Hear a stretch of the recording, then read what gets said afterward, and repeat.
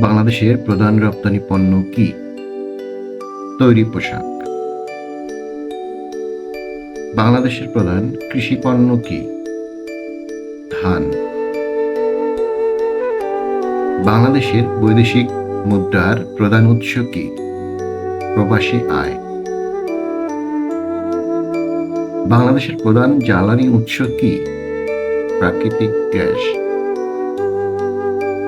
বাংলাদেশের শিল্পনগরী হিসেবে কোন শহর পরিচিত? চট্টগ্রাম। বাংলাদেশ ব্যাংক কি কাজ করে? দেশের মুদ্রা ও আর্থিক নীতি নিয়ন্ত্রণ করে। বাংলাদেশের শেয়ার বাজারের নাম কি? Dhaka stock exchange.